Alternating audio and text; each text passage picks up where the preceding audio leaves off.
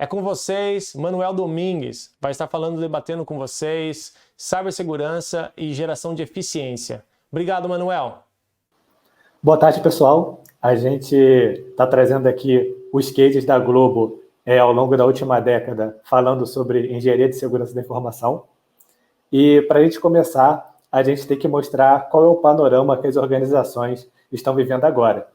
Então, a gente separou esse panorama em 3 grandes tópicos.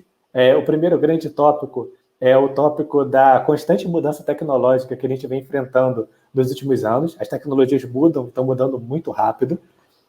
O segundo tópico é que o ambiente de negócio das organizações também está mudando. E, finalmente, para a gente aqui, que é da área de segurança da informação, a gente tem que as ameaças também estão mudando. Ao longo dessa última década, a gente sabe o quanto as ameaças evoluíram.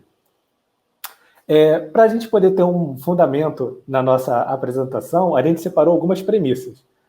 A primeira premissa que a gente vê hoje em dia é que o negócio cada vez mais depende de software de qualidade. A gente vê a vantagem competitiva que as empresas que produzem software de qualidade trazem à frente dos seus competidores.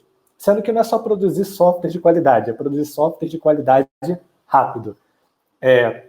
Além disso, uma segunda premissa aqui para a nossa apresentação é que a barreira para o aprendizado de codificação diminuiu absurdamente na última década. Ou seja, é fácil escrever ou é fácil aprender a escrever códigos com pouca instrução. O terceiro ponto que a gente traz é que contratar pessoal especializado em segurança da informação nunca foi tão difícil como vem sendo agora. Cada vez mais encontrar bons analistas é complexo. E, finalmente, segurança ela tem que habilitar o negócio da organização. Aquele pensamento que a gente tinha que segurança era a área que dava não ou que bloqueava as iniciativas de inovação da empresa, ela tem que acabar. Segurança agora é o que faz o negócio da empresa ir mais rápido.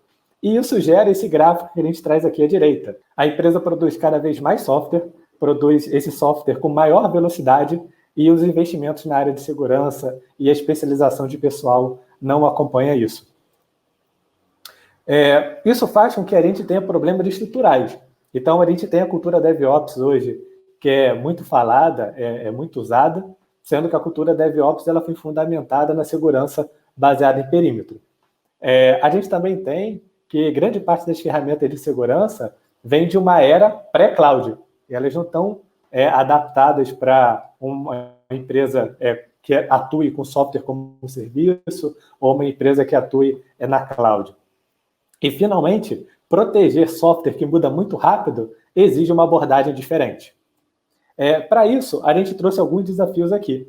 Então, agora, eu quero convidar o Henrique para vir falar sobre os desafios de segurança em rede. Obrigado, Manuel. Meu nome é Henrique Baladia, eu trabalho aqui na Globo, no time de segurança com o Manuel. E eu vou falar um pouco desse desafio, um dos primeiros desafios que a gente está abordando aqui, que é a rede, né?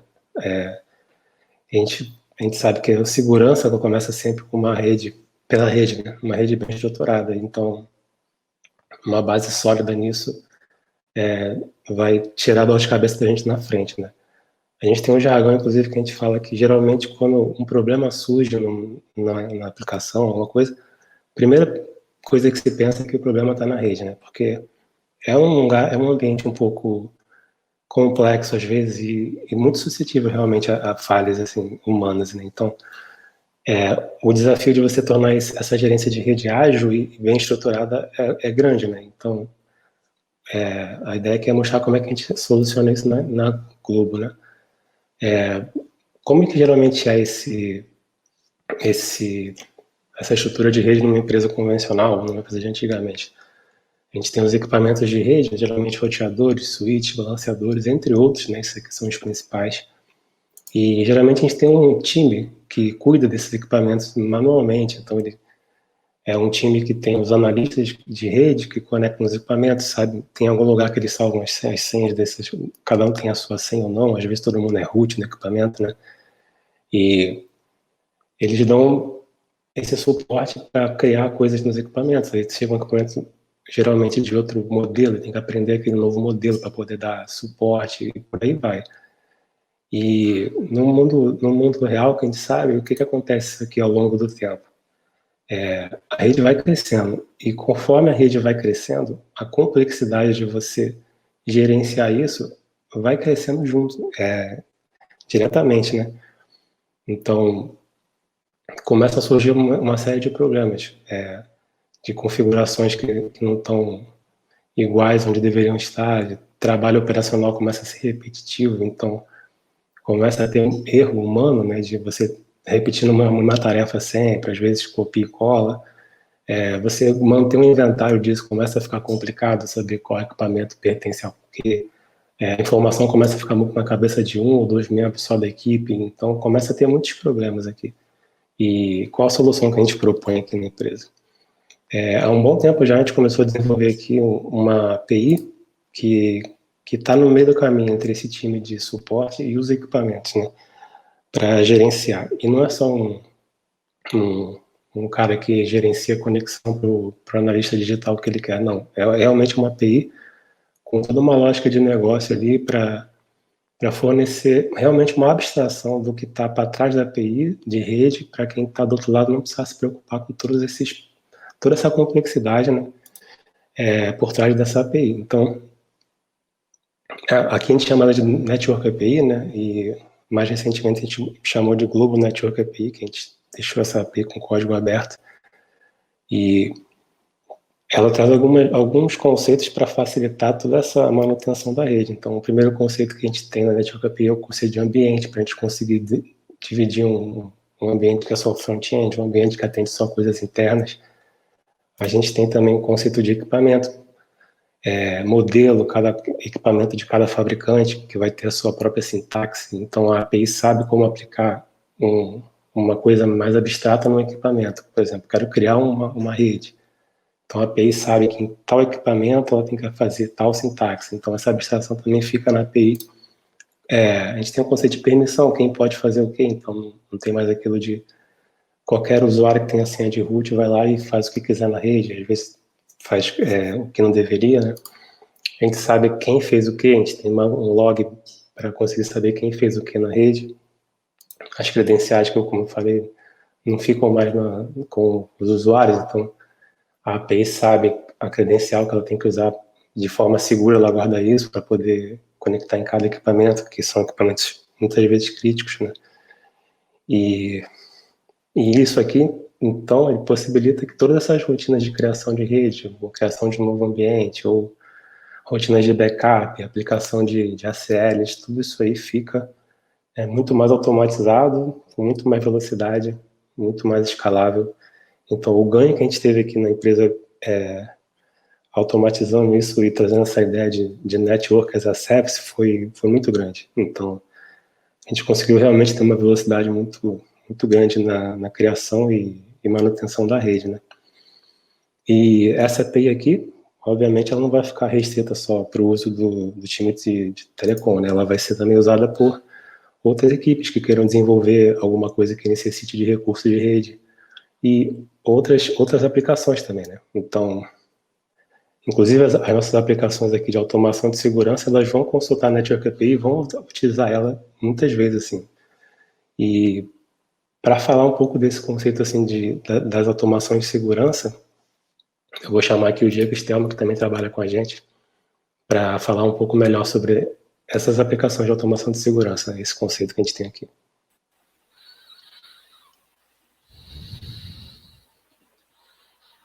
Obrigado, Henrique. Olá a todos. Meu nome é Diego Stelman, trabalho na equipe de segurança do Grupo Globo e vou falar um pouquinho das automatizações de segurança. Basicamente, o que motivou a gente a partir para esse caminho foi a possibilidade, né, de reduzir o operacional da empresa, aumentar a velocidade da liberação de novos acessos e também permitir a liberação de acessos diretamente pelos desenvolvedores. E isso, mais para frente, eu vou mostrar que foi um ganho muito grande para a empresa, acrescentou muito valor aos nossos produtos, às nossas atividades, em função de algumas APIs que foram criadas por nós para para conseguir atingir esses objetivos. Então, as APIs que nós desenvolvemos ao longo do tempo, né, foram 3, na verdade. Uma é a CL API, que ela realiza liberações de acessos entre aplicações internas da empresa. Nós temos a Firewall API, que ela realiza liberações de acesso, né, de equipes para aplicações, e também liberações de acesso para a internet sem proxy, tá? Fazendo um NAT no nosso Firewall para as aplicações desenvolvidas dentro da empresa. Nós temos também a API chamada gProxy, que ela realiza liberações de acesso para a internet através dos proxies da empresa. Então, assim, cada uma tem o seu papel, tem as suas restrições de segurança. Elas sempre consultam a Network API já apresentada previamente pelo Henrique Bonadio. E os resultados obtidos por elas foram fantásticos. Para ficar mais fácil de entender o papel dessas APIs, antes, como é que eram feitas as liberações de acesso dentro da empresa?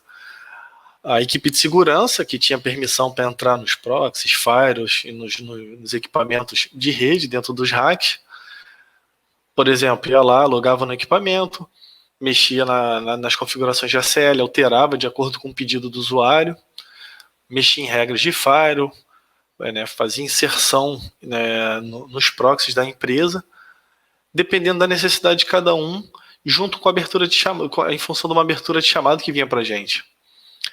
E depois disso, que essas APIs foram criadas, liberou-se para todas as equipes da empresa, né, as que têm permissão para tal, e outros sistemas conversarem com as nossas APIs, né, através dessa comunicação, e facilitou muito o trabalho, porque não precisa mais uma pessoa de segurança ir lá e colocar a mão em cada equipamento. O usuário final, a equipe de trabalho, ou outros sistemas desenvolvidos, outras APIs por outras equipes, ao se comunicar com a API, consegue ter essa liberação de acesso instantaneamente. E, obviamente, como eu já mencionei, a nossa API consulta a Network API para várias operações. Para localizar o equipamento, saber qual equipamento, qual script que vai ser utilizado naquele momento, qual firewall, proxy, e por aí vai. Como resultado, o que nós temos aqui? Nós temos uma linha do tempo de dezembro de 2011 até dezembro de 2017, de pedidos de liberação de ACL. Esse gráfico está normalizado, tá? E o que nós podemos perceber aqui? Em outubro de 2014 foi o início da utilização desses sistemas, dessas APIs, pela equipe de segurança, para validar, corrigir possíveis bugs e ver como é que o sistema iria se comportar realizando liberações de acesso por ele mesmo. E quando foi em junho de 2016, esse sistema foi liberado para toda a empresa. Então, o que é de se notar aqui nesse gráfico? Que em junho de 2016, nós tivemos uma subida de pedidos de liberação de ACL. Então, assim, quando o sistema foi liberado, como resultado, em alguns meses, o que a gente pode ver aqui? Que esse número de pedidos de requisições de acesso de ACL, eles caíram a níveis antes mesmo do sistema existir. Então, o que aconteceu? Reduziu-se muito o operacional da empresa, certo? E a equipe de segurança passou a não ter mais que se preocupar em estar lá toda hora liberando acesso para outras equipes. E passamos a focar mais em desenvolvimento e outras atividades de segurança também, de análise de vulnerabilidade, riscos, entre outras. Não precisamos mais do operacional, o sistema passou a fazer isso para a gente. E temos aqui também um gráfico que mostra também esse ganho que nós obtivemos com os sistemas, também é um gráfico normalizado, tá? E mostrando a partir da fusão do Grupo Globo, né, dando um destaque aqui de janeiro desse ano, a fusão dos nossos sistemas do grupo, que passou a ser centralizado. Então, assim, essa mudança de configurações para as ACLs, que é o quê? Ir lá efetivamente no equipamento e alterar suas configurações para satisfazer a necessidade do usuário final. No caso, o desenvolvedor que precisava que a aplicação dele consumisse algum recurso dentro de outras aplicações dentro da Globo. Então, o que se pode notar aqui também? Que essas configurações, essas mudanças de configuração de equipamento, elas subiram da ordem de 100 vezes a partir dessa centralização do grupo. E nós não precisamos contratar mais ninguém para fazer isso. Não teve um esforço na contratação só para o operacional. O sistema passou a absorver isso sem nenhum tipo de dificuldade. E nós temos hoje em dia, atualizado aqui para agosto, em termos de 80, é muito maior do que antes da fusão do grupo, e o sistema dá conta perfeitamente. Sem contar, vou repetir aqui, da velocidade que o usuário possui lá do seu acesso ser concedido, sem a necessidade de abertura de pedido e de chamado. E aqui também nesse outro gráfico, para mostrar também mais uma vez as vantagens desse sistema, né, o que efetivamente trouxe valor para a gente, nós temos aqui também um gráfico normalizado, a mudança de configurações de acesso em geral, que são não só as ACLs, mas também as saídas para proxy, que tem que ser mexidas no proxy da empresa, ou também no acessos para a internet diretamente pelo Fire através de um NAT, e obviamente junto com as ACLs também liberações para os times. Mais uma vez, mostrando aqui no gráfico, a partir de janeiro desse ano, que teve a centralização dos sistemas, né, a fusão dos sistemas do Grupo Globo, esse número subiu para ir 30 vezes. E mais uma vez o sistema deu conta de tudo, não precisou contratar ou mesmo alocar funcionários só para ficar fazendo liberação de acesso para o grupo. E sem contar que agora está estabilizado mais ou menos em 25, entre 20 e 23, eu acredito, e o sistema está dando conta disso perfeitamente, sem tomar o tempo da equipe de segurança com o operacional. Eu agora vou deixar a palavra com a Silvia. Ela vai falar sobre os treinamentos de segurança na empresa.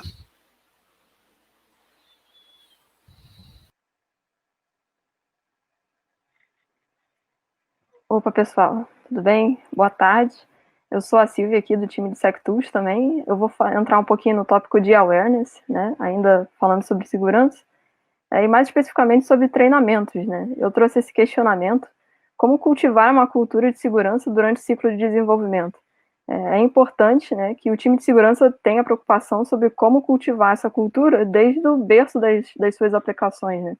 A Globo possui diversos times, diversas aplicações, né? Como que a gente consegue levar essa cultura, né, de segurança para toda a empresa, né, todas as suas aplicações? Que é um pouquinho até do conceito de Secure by Design, né? A gente quer fazer com que nossas aplicações sejam seguras por design, né? E a gente tem, inclusive, um time, né, dedicado a isso, que é o time de SecDevOps, onde os membros desse time, eles ficam fisicamente mesmo alocados nesses times de desenvolvimento, de forma que eles consigam ali acompanhar diariamente, né, o ciclo de desenvolvimento dessas aplicações, né, participar das sprints, né, revisar merge request, esse tipo de coisa, né? Eles estão ali diariamente com esses desenvolvedores e conseguem cultivar essa cultura ali dentro daquele meio, né? Mas, como eu falei, a gente tem muitos times, muitas aplicações, né? O time de SecDevOps não é tão grande assim, né? Como é que a gente consegue abordar, né? Existe algum tipo de abordagem que a gente consiga abranger toda a empresa e todas as suas aplicações? E a gente fez um treinamento, lá em meados de 2013, a gente criou um treinamento justamente para tentar minimizar, né, esse tipo de problema, cultivar essa cultura de segurança. Esse treinamento era aplicado aos desenvolvedores, e os desenvolvedores eles precisavam de uma dedicação exclusiva ao curso, né? Um tempo eles tinham uma semana, né, em que eles paravam as suas atividades normais do time para focar no curso de segurança, né? Além disso, a gente também focava muito na teoria, né? Tem um exemplo ali na foto, né? A gente falava o que é um XSS, o que é uma injeção, mas a gente ia além, a gente mostrava possíveis payloads maliciosos, a gente falava um pouco sobre ferramentas para fazer pen test nas aplicações, né? Algo que talvez saia um pouquinho do escopo do desenvolvedor, né? Além de ser muito custoso também, né? A gente aplicava geralmente o curso ali para 20 desenvolvedores, em média, tinha uma duração ali de 16 horas, mais ou menos, né? O curso por completo. Isso ali resultava ali num gasto de 2 meses de salário, só para treinar essas 20 pessoas, né? Então, será que não existiria uma solução ainda mais eficiente, ainda mais automatizada, talvez, né? Seguindo, né, essa filosofia que a gente vem seguindo no time, né, ao longo dos anos? E a resposta é que, bom, a gente reformulou o curso, a gente fez um novo curso, né? Ali no finzinho de 2018, início de 2019, a gente criou o SecDev Labs, que é um curso totalmente diferente, ele está no GitHub, ele é open source, e ele se baseia muito no ASP Top 10, né, na sua última edição, de 2017, para aplicações web.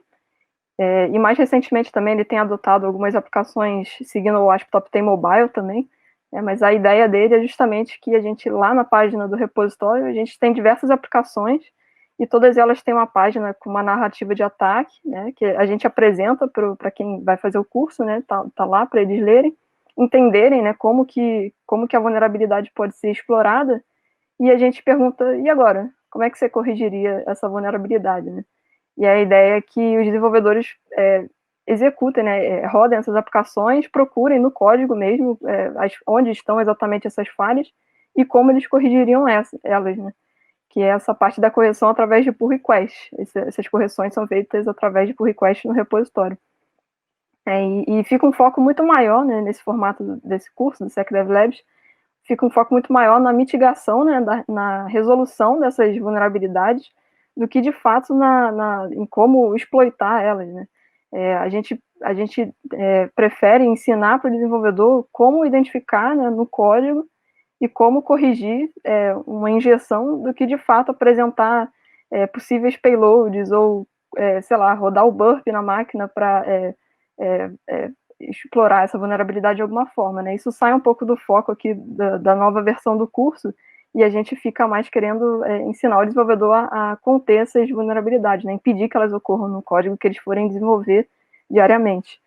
Ali está o link para o curso, mas vai aparecer no final também nas referências, né? E a ideia é que essa nova versão do curso é totalmente automatizada, né? Seguindo a nossa filosofia, justamente porque ela é muito mais flexível, ela está lá no GitHub, o desenvolvedor faz quando ele conseguir encontrar ali um tempinho na sprint dele, né, na agenda dele para fazer. Ele não precisa mais ter uma semana inteira alocada para fazer o curso, ele pode ir fazendo no ritmo dele. E também do lado do time de segurança, né, que não precisa ter um instrutor ali dedicado para dar o curso. A gente já passa um pouco da teoria ali no texto e fala também das narrativas de ataque, e faz a correção, né, através dos pull requests, a gente avalia, né, para ver se os pull requests enviados estão realmente mitigando as vulnerabilidades ou não, mas acaba aí, entendeu? Então fica algo muito mais dinâmico, muito mais automatizado. Aqui trazendo alguns números, né, ali o primeiro print é de outubro de 2019, a gente tinha ali, filtrando só por Globo.com, né, pull requests da empresa, né, a gente tinha ali cerca de 122 pull requests fechados, né, no repositório. E em setembro de 2020, atualmente, a gente tem ali quase o triplo, né, mais que o triplo, na verdade, 378 pull requests fechados. Então a gente consegue ver que em quase um ano o engajamento subiu muito, né. Então a gente consegue avaliar que o curso rendeu mais, né, do que a nossa versão anterior dele. E também aqui para falar que a gente apresentou o curso diversas vezes, em diversos eventos. A maior apresentação que a gente fez dele foi no GTS 33, né, em que a gente passou um dia inteiro falando sobre o curso e falando em detalhes. Aí a gente entrou na teoria, entrava nas aplicações, executava ali na hora e mostrava também possíveis correções, né, para cada um dos tópicos lá do ASP Top 10. Então, mesmo que o desenvolvedor queira se aprofundar na teoria, né, e aprender mais sobre o que a gente fala ali no SecDev Labs, tipo, mesmo essa parte a gente automatizou, a gente tem essa gravação, né, é só uma questão de passar para esses desenvolvedores que estão mais interessados em se aprofundar, né. Então, a gente realmente incorporou essa filosofia de automatização até nos nossos treinamentos. E agora, ainda dentro de awareness, né, mas mudando um pouquinho de assunto, falando agora sobre autenticação, eu trouxe um outro questionamento, como garantir uma autenticação segura para todas as aplicações da empresa, né? Como eu falei, a gente tem muitos times, muitas aplicações, então como que a gente, como time de segurança, consegue verificar, né, se todas as aplicações internas estão realmente fazendo uma autenticação segura, né? Como que a gente vai conseguir avaliar isso, dada a quantidade de aplicações existentes? E a resposta é muito simples, a gente deixa com o time de segurança. A gente tira o desenvolvimento ali de como é feita a autenticação, a gente tira isso do desenvolvedor e, na verdade, a gente bota do nosso lado, né, de forma que a gente tenha o controle sobre, sei lá, que criptografia a gente vai utilizar, como que as credenciais vão ser armazenadas no banco ou extraídas de lá, que tipo de protocolo vai ser utilizado na comunicação, tudo isso vai ser gerido por nós, então esse controle fica conosco. Essa é a grande vantagem. E aí eu vou ilustrar aqui um pouquinho da história de como que foi, né, porque isso não foi desde o início, né, a gente foi evoluindo esse conceito aos poucos de forma a chegar nesse ideal, né, que é realmente isso está totalmente do lado de segurança. Então, no início a gente podia imaginar lá que os desenvolvedores, eles pelo menos teriam que acessar um banco, né, com os usuários internos, de forma que eles poderiam ser autenticados nas aplicações internas da empresa, né.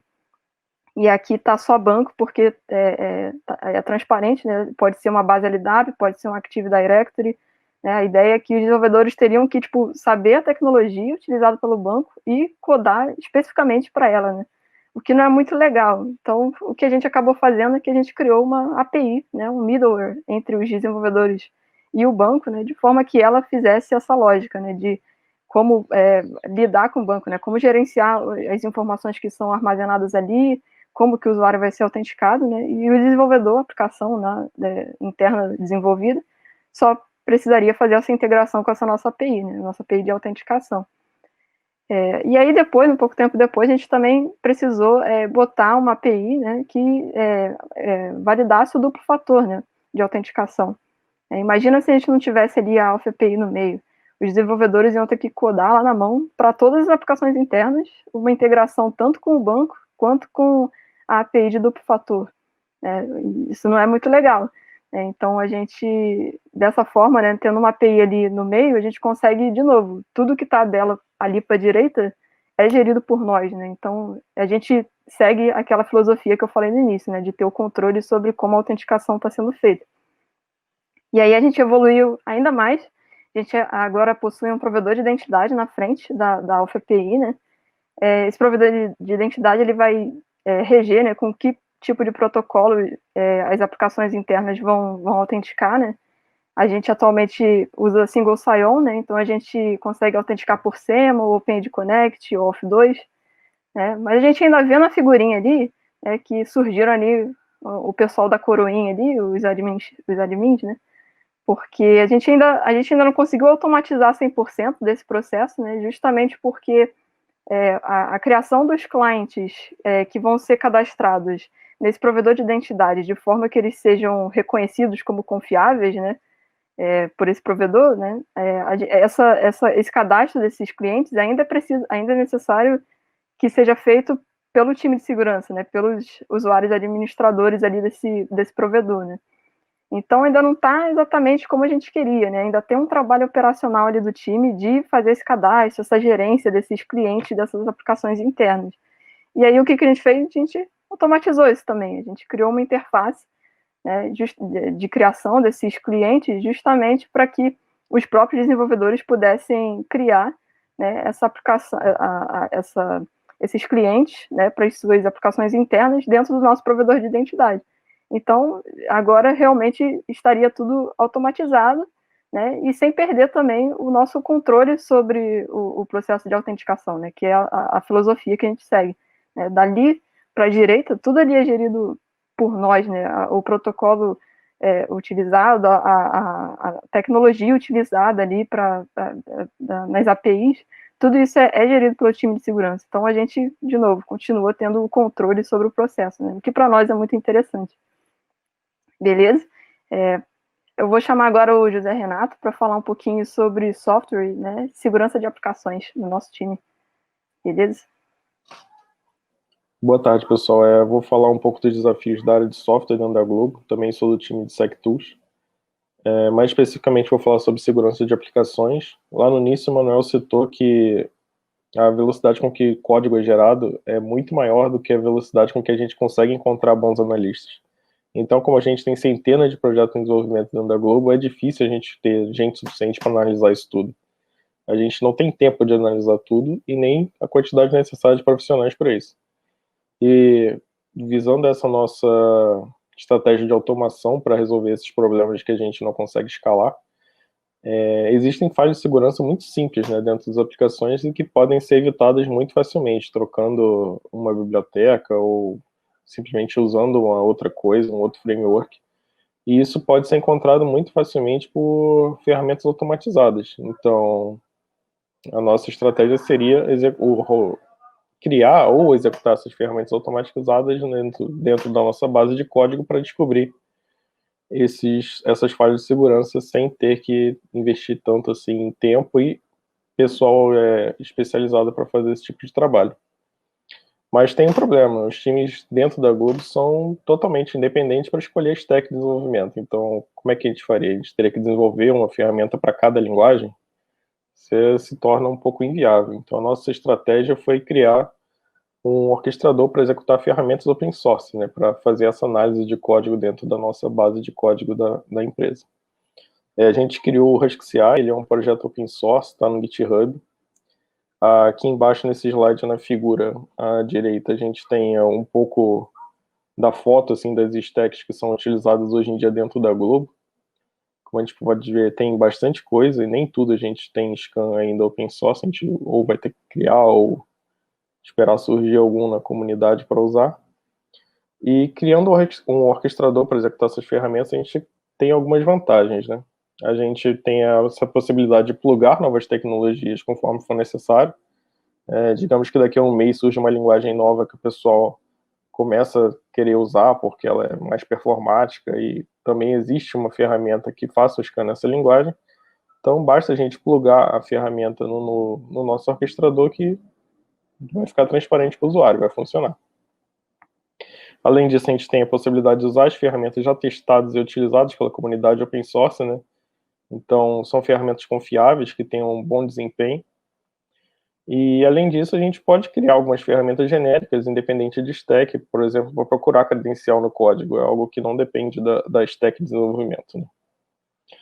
E, além disso, um problema específico desse tipo de ferramenta é que, às vezes, tratar falso positivo é um problema bem sério e é uma dor de cabeça para o desenvolvedor, né? A gente criou uma forma fácil de fazer isso, basta o usuário colocar um comentário na linha, que aquela linha vai ser ignorada pelo HuskCI, ou seja, não vai constar no resultado como um problema, né? Vai constar como uma vulnerabilidade ignorada. E, além disso, tem umas outras vantagens, né? A gente consegue coletar métricas dos nossos repositórios. Essas métricas podem servir de input para as outras áreas de segurança. Por exemplo, a gente pode pegar uma vulnerabilidade que aparece mais vezes, seja mais frequente, e criar um curso sobre esse tipo específico de vulnerabilidade no SecDev Labs, ou apontar diversos times de áreas que estejam sendo estratégicas, que tenham vulnerabilidade para a nossa área de SecDevOps, ter um profissional lá dentro acompanhando mais de perto essa área. E, além disso, a gente pode, no futuro, executar esse nosso orquestrador em toda a base de código da Globo, né? Agora eu vou mostrar alguns dados aqui que a gente tem do HuskCI internamente. Ali, nos meados de 2019, foi quando a gente começou a coletar essas métricas. A gente usava especificamente dentro do time de segurança, né, para validar a ferramenta, ver que ela funciona certinho, que não está atrapalhando. E, a partir de setembro, a gente começou a adotar em todos os projetos de segurança, e a partir daí foi crescendo. O pessoal dos times que a gente é mais próximo dentro da empresa, seja a gente conhecendo alguém lá dentro, ou tendo algum profissional dentro do time, a gente começou a adotar nesses times também, e a gente vê uma crescente ali dos projetos sendo analisados, né? Hoje em dia a gente tem uma média de entre 300 e 250 por dia de análises. Aqui a quantidade de repositórios analisados, né, durante o tempo também. Agora a gente acabou de passar de 500, tem um pouco mais de 500 repositórios que já foram analisados na ferramenta. E aqui o número de vulnerabilidades encontradas até hoje, né? A gente vê ali só de vulnerabilidade baixa foram mais de 350 mil. Isso é um grande tempo que é poupado, que não tem ninguém ali, de fato, observando de perto esse repositório, e mesmo assim as vulnerabilidades foram encontradas e eventualmente corrigidas. Aqui é um dashboard também nosso interno, também é open source, tem lá no GitHub. Isso aqui foi uma foto tirada agora no início de setembro. Ela conta a história dos últimos 30 dias, né? Foram 285 desenvolvedores diferentes fazendo contribuição dentro de repositórios internos, mais de 5.000 análises dentro desses repositórios, e foram 162 repositórios analisados.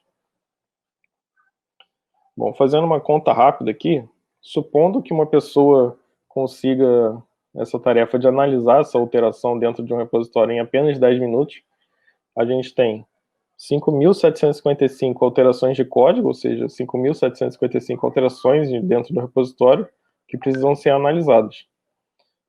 Supondo que cada uma delas leva 10 minutos, como eu falei anteriormente, seriam aproximadamente 960 horas de análise, ou seja, 960 horas dentro desse período de 30 dias, que equivale ao trabalho de 6 profissionais de segurança fazendo só essa tarefa. Ou seja, isso livra o nosso time de fazer essa tarefa e possibilita a gente focar em outras tarefas mais relevantes, não que sejam pouco relevantes, né? Tarefas mais procurando vulnerabilidade, por exemplo, na lógica de negócio, que essas ferramentas geralmente não encontram tão facilmente, assim, né? Vulnerabilidades um pouco mais críticas para o negócio.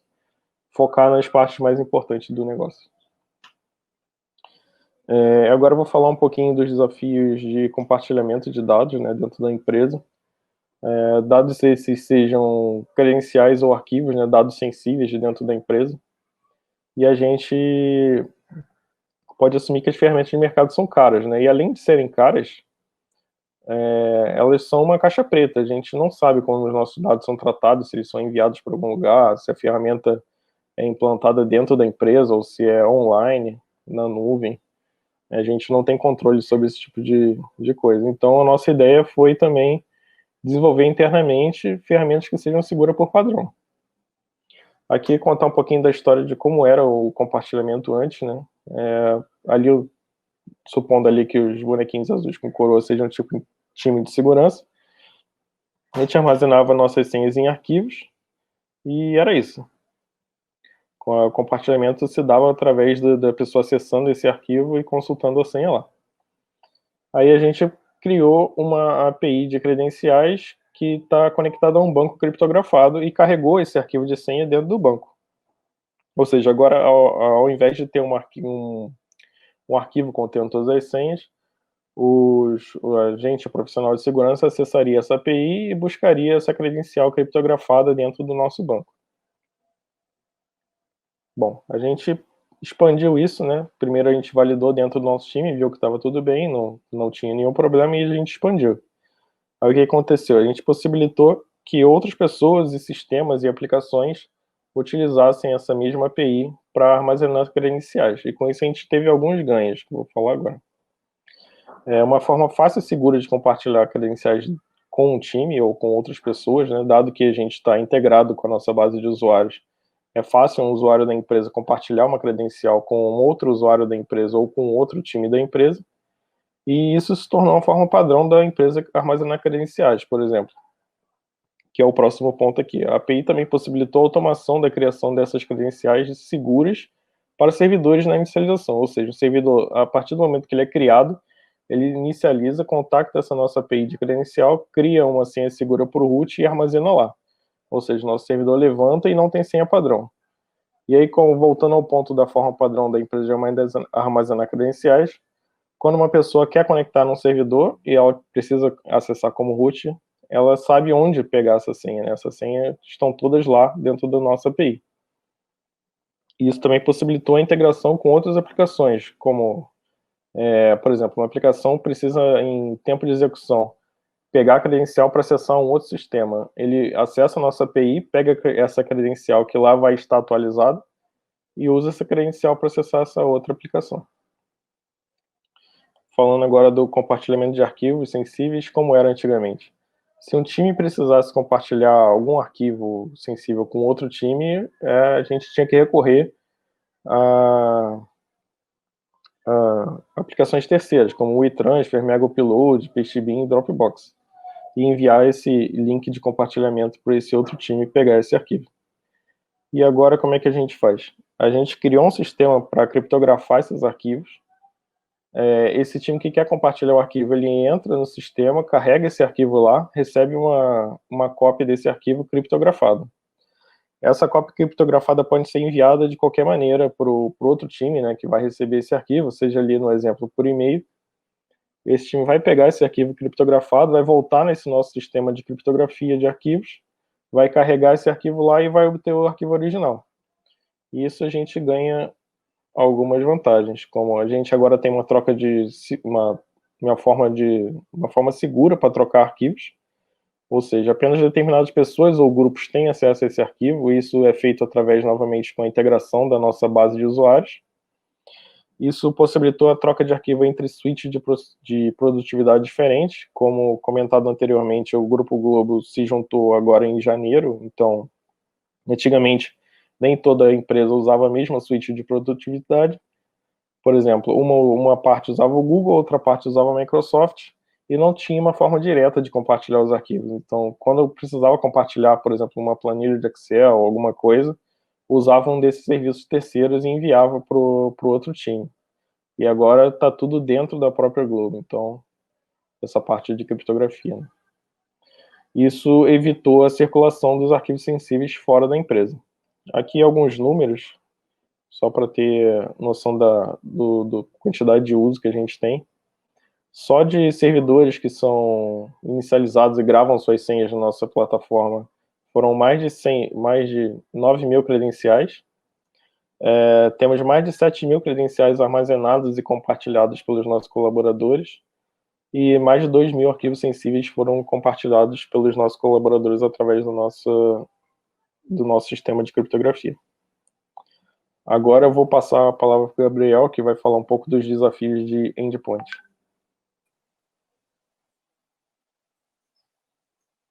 Opa, boa tarde, pessoal. Sou o Gabriel, também sou do time de SecTools, e vou falar um pouquinho sobre controle de acesso, e mais especificamente controle de acesso privilegiado. E o questionamento que eu trouxe aí foi como é que a gente consegue garantir um controle de acesso privilegiado para todos os sistemas da empresa de uma forma segura e robusta, né? E esse problema surge a partir de alguns motivos. Primeiro que o nosso controle de acesso, ele é baseado em perfis e papéis.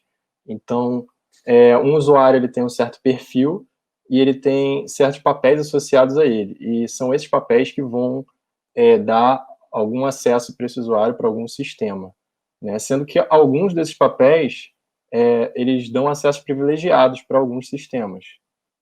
E o principal motivo é que o sistema onde a gente armazena esses perfis e papéis de cada usuário é um sistema amplamente usado e que é acessado e operado por diversas pessoas de diversas áreas. Então, isso traz uma dificuldade para a gente, como time de segurança, de ter um controle sobre quem que está operando esses papéis, quem que está incluindo novos papéis, removendo novos papéis e se esses papéis estão em conformidade com as regras da empresa, né? E, bom, para solucionar esse problema, a gente pensou em desenvolver uma ferramenta que seria responsável por fazer o monitoramento e a gestão desses papéis. E aí, novamente, com a mentalidade aí de automatização, né? E essa ferramenta aí, ela teria alguns objetivos. Um deles seria centralizar todas as operações relacionadas à inclusão de novos papéis ou remoção de papéis, né, e de controle de acesso em geral. Então, todas essas operações seriam feitas somente por essa ferramenta. Essa centralização já garante uma maior consistência, né, porque a gente consegue monitorar melhor o que está sendo incluído, o que está sendo removido. É mais fácil fazer uma gestão desses papéis através, por exemplo, de uma interface, né? Inclusive, isso permite que usuários que não sejam tão técnicos possam fazer essa gestão de papéis através de uma interface mais amigável, além de ser uma ferramenta que permite, como eu falei, automatizar todo o monitoramento das operações de inclusão ou remoção de novos papéis. Então, a gente não precisa mais de um profissional de segurança tendo que ir lá verificar o tempo inteiro para ver se os acessos estão em conformidade com as regras da empresa. A ferramenta pode fazer isso para a gente automaticamente, e a gente só usa a ferramenta para verificar se está tudo certo. Bom, e a ferramenta que a gente desenvolveu, a gente chamou de Globot, e o Globot ele funciona da seguinte forma, né? Ele mantém uma base de dados, que é como se fosse uma base de dados de confiança, que é um registro de quais usuários têm quais perfis e quais papéis. E essa ferramenta está constantemente ali acessando aquele sistema de papéis e fazendo uma comparação com essa base de dados para verificar se eles estão consistentes entre si. E caso a ferramenta note que tem uma diferença aí entre esse sistema de papéis e a base de dados de confiança, ela vai fazer aí uma inclusão ou uma remoção de algum papel de algum usuário para garantir que esses acessos estejam sempre consistentes. Além disso, ela também fornece aí uma interface de administrador, e como eu já falei, ela facilita a operação para quem não é muito técnico, além dela facilitar essa gestão aí de poder incluir novos papéis ou remover novos papéis de uma maneira mais intuitiva, e também ela permite a visualização de logs e de todos os eventos relacionados aos papéis e ao controle de acesso em geral, o que dá muita visibilidade para a gente, como time de segurança, e permite a gente identificar caso tenha ocorrido alguma operação indevida, por exemplo. E além disso, essa ferramenta, ela também disponibiliza uma API, e através dessa API é possível que outros sistemas façam uma integração com essa API do Globot, e assim também consigam automatizar ainda mais esses procedimentos de gestão de papéis e monitoramento dessas operações, né, de uma forma automática direto no código. E aí, só ilustrando um pouquinho como que era antes essa parte de controle de acesso e como é agora com essa nova ferramenta Globot. Antes a gente tinha esse sistema de perfis e papéis, que, como eu disse, ele era acessado por diversas pessoas, e as pessoas acessavam aí diretamente esse sistema para fazer qualquer alteração de perfil ou de papéis de um certo usuário, e era muito difícil para a gente ter um controle sobre isso. E depois que a gente implementou essa ferramenta, ela passou a ficar ali no meio, então qualquer usuário que queira fazer alguma operação relacionada ao controle de acesso, ela vai utilizar diretamente essa ferramenta, que é o Globot. E o Globot, sim, que vai refletir isso no sistema de perfis e papéis, claro, mantendo ali aquele registro, que é aquela base de confiança, como eu mencionei, que está representada ali embaixo. E aí ele está o tempo inteiro comparando, né, escaneando ali o sistema de perfis e papéis e comparando com o registro para validar se está tudo consistente, como deveria estar. E aí, caso ainda surja algum usuário que tente ir direto no sistema de perfis e papéis e fazer alguma alteração, o Globot, nessa comparação, ele vai perceber que tem uma inconsistência e ele vai sobrescrever aí essa operação para manter essa consistência entre a base de dados de confiança, invalidando aquela operação que foi feita diretamente pelo usuário, né? Então, isso já traz um maior controle para a gente, como equipe de segurança, em relação ao controle de acesso privilegiado. Bom, e agora eu vou passar de volta para o Manuel para fazer as considerações finais. Bom, pessoal, a gente vê que ter uma abordagem de segurança da informação voltada para a engenharia faz com que o time de segurança tenha maior autonomia para poder inventar alguma dessas soluções que a gente trouxe aqui para ilustrar para vocês. A gente também vê alguns ganhos muito explícitos, como o Henrique mostrou para a gente, uma integração mais rápida com novos tipos de equipamento. O Diego trouxe para a gente ganhos de até 30 vezes em capacidade no que tange a liberação de acessos. A Silvia trouxe um treinamento de segurança com 3 vezes mais engajamento em apenas um ano. o Zé trouxe para a gente também uma capacidade, pelo menos, né, 6 vezes maior de fazer análise de segurança. Então, com isso, a gente pode ver que a engenharia de segurança ela traz essa autonomia para o time de segurança e também para o restante da empresa. A gente pode ver a segurança sendo mais rápido, a segurança sendo mais fácil e, é claro, trazendo segurança para todo o ecossistema. Agora eu quero trazer o restante do pessoal aqui. A gente vai estar à disposição para poder tirar dúvidas e vocês também podem entrar em contato com a gente com o nosso e-mail que vai aparecer aí na tela. Obrigado a todos e qualquer coisa, só entrar em contato. Obrigado pelo tempo de todo mundo. Valeu.